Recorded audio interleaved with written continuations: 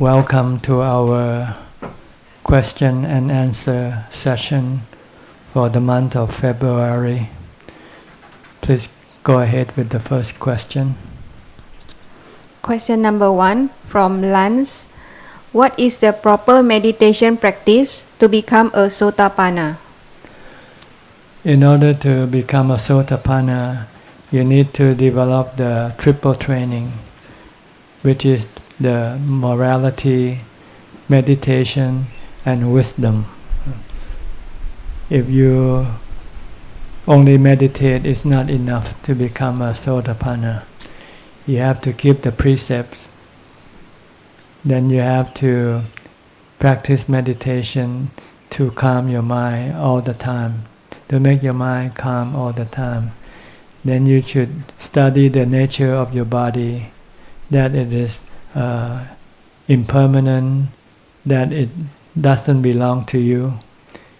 The body belongs to the four elements, so you must let go of the body.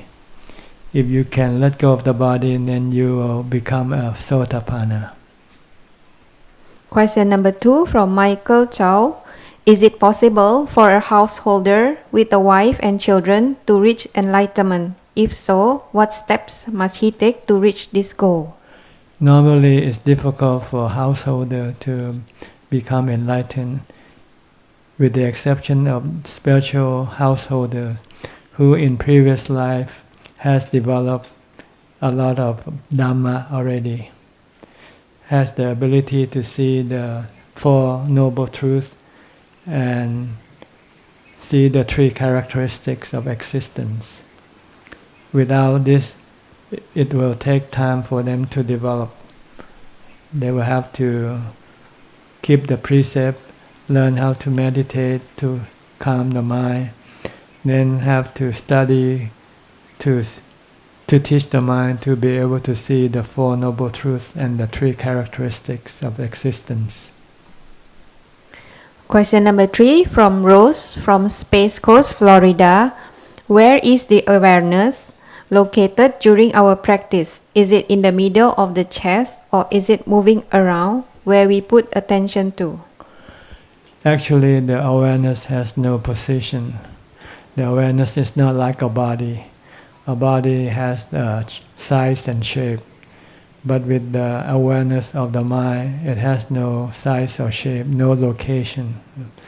But the mind can pinpoint or focus its attention at any particular parts of the body, such as the breath at the tip of the nose or in the middle of the chest, to be aware of the rising and falling of the abdomen, or to be aware of the coming in and going out of the breath at the tip of the nose. This is the method to calm the mind, to concentrate the mind, so that the mind can become calm and peaceful and happy. Her next question, question number 4. Should mindfulness be part of school discipline and public school curriculum, especially in the moment in history that we see so many school shootings arising? Well, actually, we do have mindfulness everywhere, because if there's no mindfulness, then there will be chaos.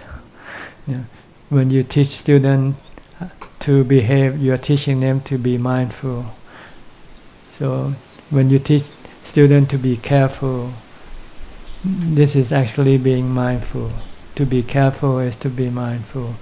To do things right, not to do things wrong, this is also mindfulness.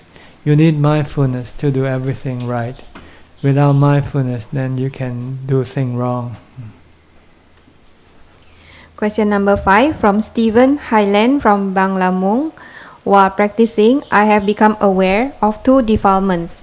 Can you please tell me how can I remedy them? I notice that I often desire something which is wholesome and doesn't harm anyone or myself.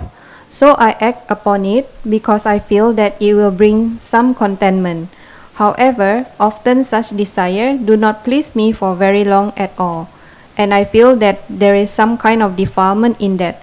How can I change it and be more contented for a longer period of time?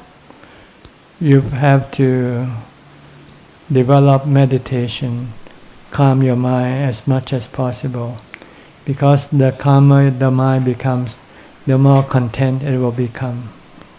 So this is what makes our mind restless, the lack of meditation. If we keep meditating, then when the mind becomes calm, it becomes happy and content. It doesn't need anything. So in order to become calm, and you need to have mindfulness to stop your mind from thinking aimlessly. Focus your mind on something and keep it there, such as a mantra, or if you're moving around, watch your body, or if you're sitting, watch your breath. Something to tie your mind to, so to prevent it from thinking about this and about that. If you have mindfulness strong enough to stop the mind from thinking, then your mind will become calm and peaceful and happy. But you have this contentment temporarily. After you come out of your meditation, a few minutes or a few hours later, this contentment can disappear, and your desire for things might arise. If you want to prevent your mind from going after things, then you have to use wisdom, meaning you have to see the things that you want is subjected to change, that it can make you unhappy afterwards when it leaves you, or when you lose it. When you lose it, and it's anatta, you cannot prevent it from happening. Meaning you have to see the three characteristics of existence in that thing that you desire for. To see that it is anicca, dukkha, anatta. When you see anicca change, you know it will cause you dukkha, suffering. When you know, because when this thing happens, you cannot prevent it. So it's anatta. So once you see the things that you desire or crave for is anicca, dukkha, anatta, then you will change your mind. Better not have it. Better go back and meditate and have contentment that way. His next question: I also notice that I have fault-finding mind quite often. Can you advise me how to manage it without becoming miserable and complaining a lot?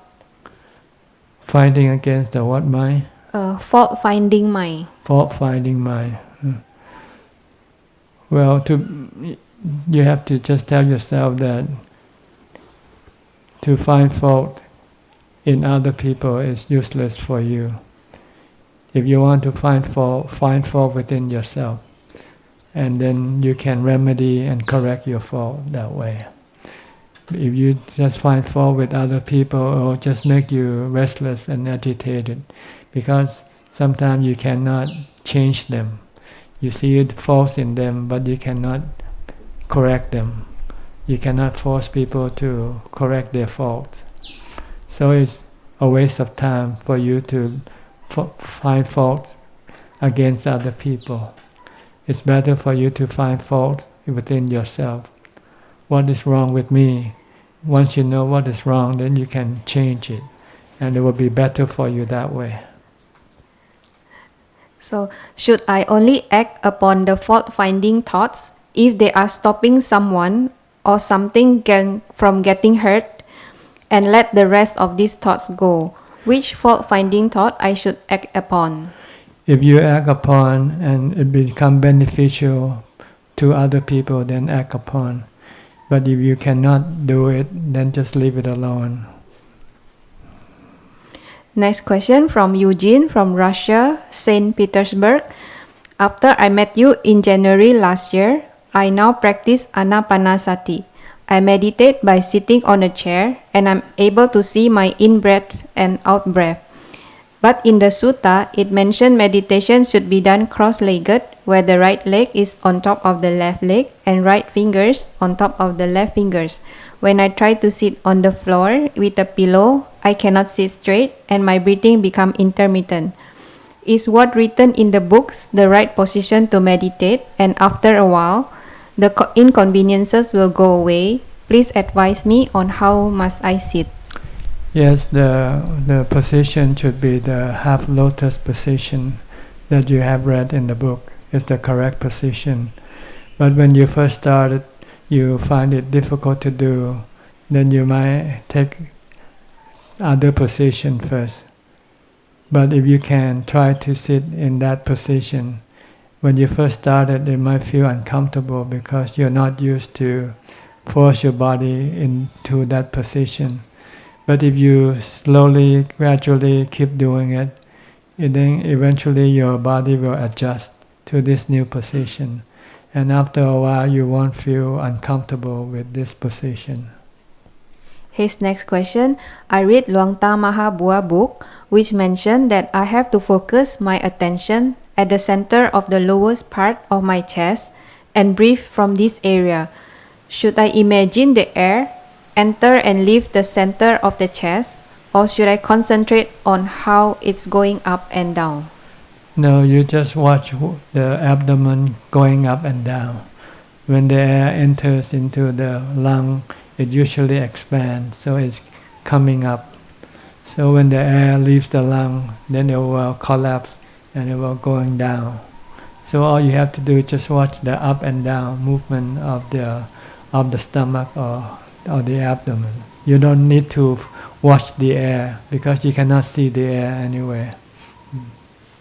His next question from Eugene from Russia. How often... question number 9. In Kamatana book, it is mentioned about investigating the 5 objects, the hair of the head, hair of the body, nails, teeth, and skin. So I choose one of them, the hair of the head. I repeat kesa, kesa, kesa. Should I concentrate and keep my mind on the hair of the head? And how long do I have to meditate on this object?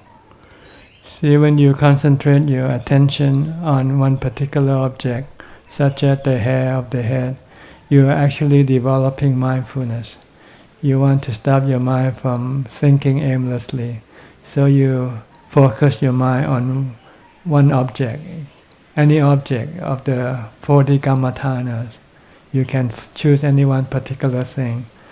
If you just keep focusing on one object, this is the method of developing mindfulness.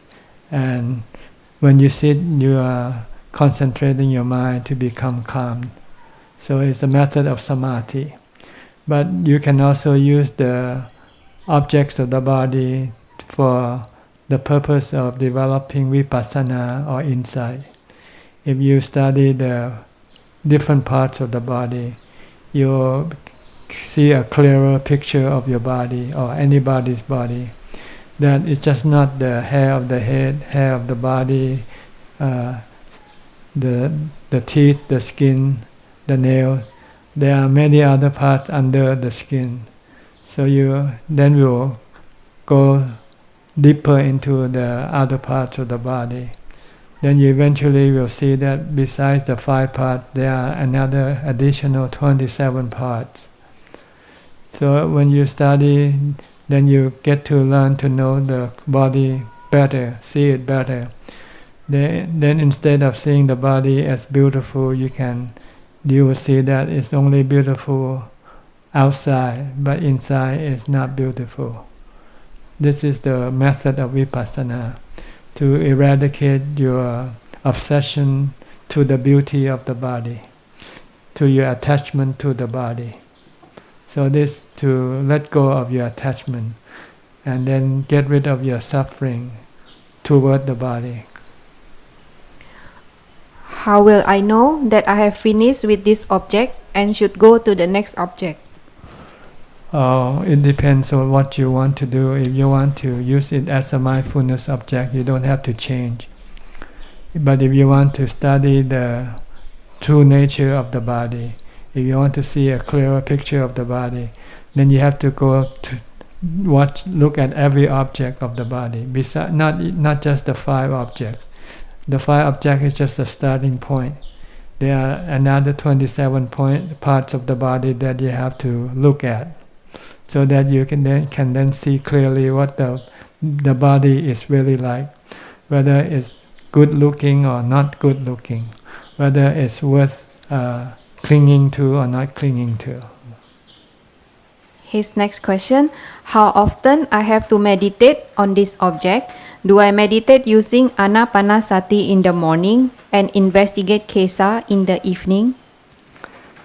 It depends. If you're sitting down, I think you should use Anapanasati, because this is the method the Buddha prescribed when you sit in meditation. But when you're moving around, then you can use any object in order to develop mindfulness. But if you want to study the nature of the body, then you have to go through all the different objects.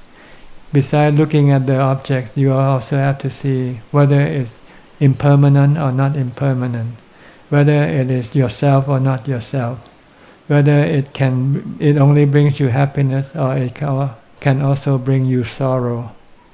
This is what you have to study if you want to clearly understand the body and then be able to let go of your attachment toward the body.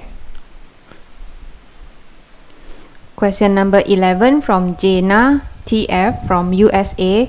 I am a sensitive person. I have a co-workers who are mean and critical to me. To avoid suffering, should I avoid them, or does the problem lie within me and my lack of mindfulness? Yes, the problem is within ourselves. We tend to react things we like and dislike. If we see things we like, we react happily. If we see things we dislike, we react sadly. So what we have to change is our reaction. Try not to react to either what you like or dislike. In order to be able to do this, you have to have mindfulness, strong mindfulness, to stop your mind from reacting. So if you're seeing something and you start to react, you can use a mantra to stop it. When you start to react to something, just keep reciting a mantra like Bhutto, Bhutto, Bhutto. Or if you like to chant a verse, keep chanting until your reaction stops. Question number 12 from Alexander Wolf. What is the best way to juggle worldly concern such as school, work, and relationship while doing Buddhist practice? Well, you have to arrange them in priority. What you have to do and what you don't have to do. Do what you have to do and don't do what you don't have to do. Next question. Are the fluctuation in emotion I experience due to lack of mindfulness? Again, can you repeat the question again? Are the fluctuation in emotion due to lack first what? The first fluctuation, the fluctuation of emotion. Due to lack of mindfulness. It is due to your defilements, your like and dislike. Keep your mind fluctuating. When you run into things you like, your mind becomes happy. When you run into things you dislike, your mind becomes unhappy. But you can make it to become stable by maintaining mindfulness. If you can have mindfulness, then you will stop your like and dislike. And then you will just see things as they are, just being aware of them and not reacting to them. Question number 14. Since all fear are rooted in fear of death, is Marananusati the way to eliminate anxiety or fear? If you have a strong enough mind to contemplate on death, then this will help you get rid of your anxiety and fear, because you have to accept the truth that everybody has to die one day, sooner or later, no exception. To deny this truth will only make you more sad and makes you more afraid. But if you can accept the truth that this is gonna happen one day, sooner or later, if you can accept this truth, then your mind will not deny the truth, and it will not be hurt when the truth happens. Next question. Is recollecting I am going to die an effective method for Marananusati? This is one of the methods to remind yourself of this truth of death, because generally we try to forget this truth. So when we forget, we think we're gonna live forever, and when we see somebody die, then it make us realize that we also have to die. And when we realize that we have to die, we become sad, because we haven't prepared ourselves to accept this truth. But if we kept repeating this truth all the time, that I'm gonna die, I'm gonna die, and then you start to adjust your mind to accept this truth. Once you can accept this truth, then when you see somebody die, or you know that you will die, like that someone that you see, then you will not you will not feel sad or afraid. Next question 16 from Amar, Australia. Can you please advise what is the best practice to do when facing sudden death, such as facing death in an accident? It depends on how much mindfulness and wisdom you have. There's nothing you can do, but when this thing happens, because you need some preparation to be able to take the test, to pass the test. This is like a test, but you don't know when this test comes, so you have to prepare yourself beforehand. You have to try to develop as much mindfulness as you can, and develop as much wisdom as you can. If you can only have mindfulness, at least you can stop your mind from reacting by stopping, just making your mind to not react or to stop it from reacting. But if you have wisdom, you can actually prevent the mind from reacting in the first place. Because if you have wisdom, you will say this is something natural, something that will happen. And if you're ready for it, then there's nothing you have to do. Just face it. Question number 17 from Lau Manyi, Ipoh, Malaysia. At the moment before our last breath, is it important that we think of good deeds and about the Buddha, because it will lead the soul to good realms? This is a misunderstanding, to think that you can direct your mind to think about anything you want. Because if right now you cannot direct your mind to think, how can you do that at the time of death? So if you want to be able to direct your mind at the time of death, you must be able to direct your mind right now, because death always comes now, not tomorrow or yesterday. Things always happen now. There's no tomorrow, there's no yesterday. So if you want to be able to control your mind at the moment of death, then you have to be able to control your mind now. Her next question, is it true when a person died, for the first 8 hours, the family members cannot touch and move the deceased body, because it is said that the consciousness is still in the body, and if we touch it, it will be a hindrance for the soul to go to good realm?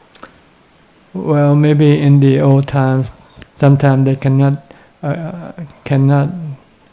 decide yet whether death is actually happens, because sometimes when people, before they die, they enter into unconsciousness first. So then, if you go touch the body, you might bring it back. That's why they do today. They do resuscitation. When somebody stop the heart breathing, they think maybe the person isn't yet dead, so they try to resuscitate. See, so this is the understanding from the ancient time. In ancient time, people don't know how to cope with people who has entered into unconsciousness. So they say it's the best thing is to leave that person alone, that body alone. Maybe that body might return or might go away, so they don't want to disturb. But nowadays, in modern times, we tend to want to resuscitate. When somebody stops breathing, we start to resuscitate until we know that we can no longer bring the body back. But according to Ajahn Mahabua, he said before, when he was living, that if he should fall unconscious, he said no one should come and touch his body, and no one should whisper into his ears what to do. He said he will be disturbed, because that's the moment when he wants to be undisturbed, so that he can either leave the body or bring the body back. There is still the two possibilities. Sometimes the body might stop functioning for a while, but if the mind is still stable, the mind is still alert, after a while maybe the body will come back up. Or if the body can no longer resuscitate itself, then the mind will then leave the body peacefully. If somebody come and disturb this, then it will disturb his directing his mind to be calm and peaceful.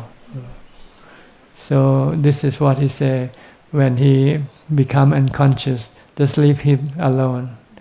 Don't touch his body. Don't teach him what to do. Tell him what to do. Some people will whisper, recite Bhutto, Bhutto, Bhutto, chant. No, they said no need to tell him that. He's looking after his mind at the last moment of life. So there's no need to touch him, to help him or anything. Question number 19 from Jayaka from Indonesia. One of my relatives contracted terminal cancer with just a few months to live.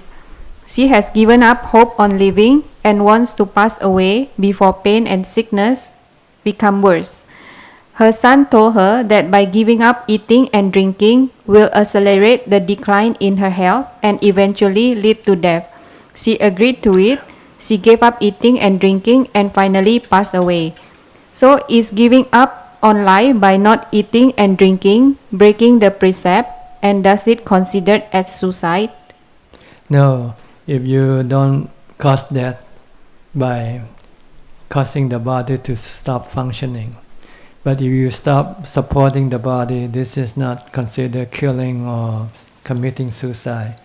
You just decide you don't want to support this body anymore. You don't want to give the body food. You don't want to give the body water, sustenance. Then the body will, like a plant, like a tree. If you don't give the water to the tree, then the tree eventually will die. But it's not like cutting down the tree. It's two different things. Her next question. Does her son, who suggested her mother to give up eating and drinking, breaking the precept? No. Just stop eating, Just stop. But you cannot tell to stop breathing, because if you stop the body from breathing by suffocating it, for instance, then you are killing the body. But you just stop supporting the body, then it's not considered killing or committing suicide. How does giving up life by not eating and drinking different from euthanasia? Because there is the desire, different desires. When you want to kill yourself, it means you have desire to get rid of your body. But if you stop eating and stop drinking, it just means that you just don't want to have anything to do with the body, that's all. You want to let go of the body. So it's two different things. If you want to get rid of the body, then this is considered cause of your suffering. But if you just decide to let the body, let it go, let it live by itself without supporting it, then you're not doing anything to the body. You just leave the body alone, meaning you let go of the body. Question number 22 from John Lee from Malaysia. When I try to meditate for a longer period of time, the unpleasant feeling keeps increasing. My mind keeps persuading me to do other things, such as go take some food, go do something else, and my mind tells me that I have enough meditation today. When I fight with it, the unpleasant feeling gets stronger. Should I ignore the unpleasant feeling and continue my meditation so that it can go away? How can I overcome it? You have to have mindfulness in order to be able to get rid of this unpleasant feeling. Then if it's not physical, if the unpleasant feeling is mental, then it's caused by your lack of mindfulness, lack of concentration. If you can keep concentrating on your mantra or on your breath, then eventually this unpleasant feeling can disappear. But you have to have persistence. You have to keep watching your breath or keep reciting a mantra without letting your mind go somewhere else. Stop your mind from talking to yourself. Then just keep on concentrating on your mantra or on your breath. Then if you can do this, then the mind will stop generating unpleasant feelings. Question number 23 from Teo WT from Malaysia. Now is around Chinese New Year time, where Chinese New Year songs are being played everywhere, even at home. When I try to calm my mind down to prepare for meditation, the Chinese New Year song keeps floating in my mind. How to keep focusing with meditation when there is disturbance? You have to ignore it, and don't try to get engaged with this. The more you try to engage by trying to get rid of it, the more it keeps coming back. So just ignore and keep concentrating on your meditation object, such as your breath or your mantra. Then this song in your mind will gradually disappear. Question number 24 from Hui Yi Kan from Malaysia. My father gets annoyed easily and quickly become angry to everyone, especially to my mother. He believes he is right most of the time. He used to read a lot of Dhamma books and meditate, but now he stopped practicing. Although he still reads some Dhamma books, he declined when I asked him to join me for meditation session. So how can I encourage him to practice, and how do I approach him about his anger issue? Well, you just do what you can, and if he doesn't want to do it, there's nothing you can do. Just leave him alone. Do what you can. If you cannot, then you should stop. Question number 25 from Karen Lin, Singapore. At the age of about 15 years old, I managed to save quite a bit of money. However, somehow the money I earn is always gone for something that is not planned, such as people borrow from me and never return it, or I have health issue that I have to pay medical bills. I feel that unfortunate things always come to me. In your opinion, why is this so? Because it is so. That's the way it is. It's the truth, Sometimes you can keep money keep running away from you. So you just have to keep looking for more money, making more money, and try to stop the way the money keep running away from you. Like, don't lend your money to people, Only spend your money on the things that you absolutely need to spend. Then you might be able to keep some of your money that way. Her next question, if in my past lives I owe something to others, by doing a lot of charities, can I change my destiny? Yes, when you do charity, you are directing your mind to go toward heaven. So your mind can be changed by your action, your present day action. Question number 27 from Chua Siu Ju. I was ill for about a year, and after I recovered, I became restless. I found it challenging to meditate for a long period of time. I am on the verge of giving up. Would Ajahn have any solutions? Well, you have to do a little at a time first. If you cannot do a lot, then you have to do whatever you can. Don't do more than what you can do, because you can become frustrated. But if you don't do at all, then you're not getting the benefit from your practice. So try to do what you can, and then try to increase it gradually. Question number 28 from KT Ku, Malaysia. Do thoughts on their own, without follow-up with speech or action, generate any karma? It only generates mental karma. You'll keep thinking all the time, but it won't generate any physical karma. Meaning you won't have any karmic forces, karmic results from your action. But it will still keep regenerating itself in your mind. So when you have bad thoughts, you should stop it by using mindfulness or wisdom, whichever way you can. Is that all the questions? Yes หลวงพ่อ ครับfrom Olivia ครับ Bonjour, Olivia from Paris. Bonjour ท่านอาจารย์ I will be at the temple between the 11th until the 16th March, listening to your teaching and improving my practice. And the question is, why the Buddha always travel during his lifetime? Is there any signification? He wants to help people, teaching people, so he has to move from town to town, because after he stay for a while, he has done his teaching to people, then he move on to find new people to teach. So he keep going around. But nowadays you don't have to move, you have other means of teaching. Now you have the internet, so I don't need to move anywhere. But it's up to each individual teacher. Sometimes they prefer to stay put, sometimes they prefer to go places. It's up to their own preference.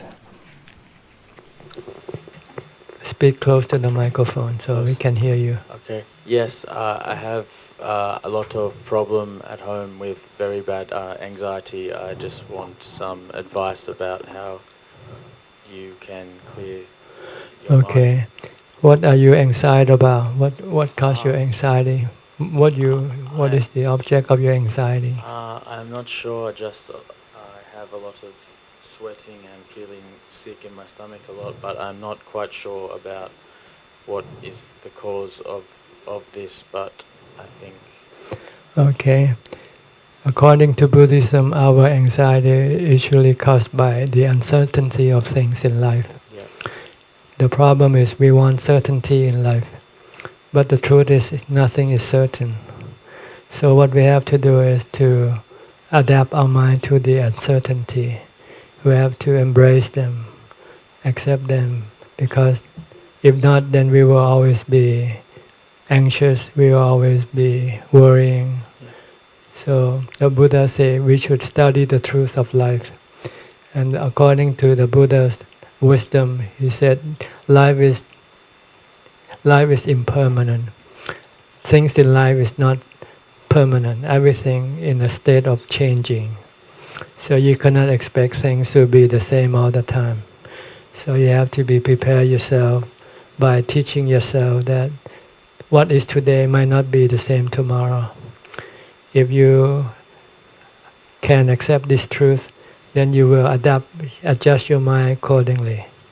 When you adjust your mind to embrace whatever the truth that will be, then your mind will not be anxious.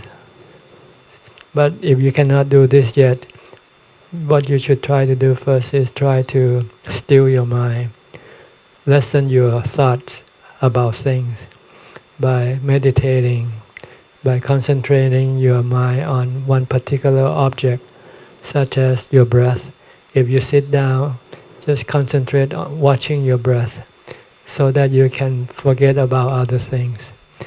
Keep focusing on your in and out breath. Just know when you're breathing in, when you're breathing out. Just keep watching your breath, and then you will stop thinking for a while. When you stop thinking, you'll find a sense of peace and serenity. And you realize that the problem is not what happens.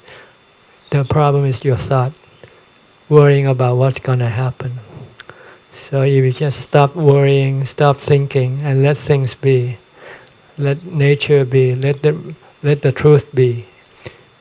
There are things that we cannot do anything about, but they cannot hurt you mentally, emotionally. They could only hurt your body, which the body is subjected to these things already, regardless of whether things gonna be good or bad. Your body will eventually have to die. So if you can accept this fact about things that you cannot do, but you can live with, so try to live with them. The problem is we don't want to live with things we don't like. And the only way that we can force our mind to live with things that we don't like is to meditate. When we meditate, we stop our reaction towards things we don't like and let things we don't like embrace us. Okay, thank you. Okay? Thank you. All right. Anything else? No, that is all. Okay. Great, thank you. Did you understand what I say? Yeah, I understand. Okay. You think you can do something about it? No, I think you are correct. I think I want to control everything, and when I lose control, Yes, yes. Right. Okay. All right. Try to go along with things, flow with the events. Don't try to control them all the time. Control what you can control, but stop controlling things that you cannot control. Then you'll be okay. All right? Okay. Okay. Then I think we should stop this session for now. Thank you for your questions, and I hope my answer can clear some of your doubts or questions. If not, please send in more questions and I'll try to do my best. In the meantime, may you all move forward in your practice and become enlightened soon. Thank you and goodbye.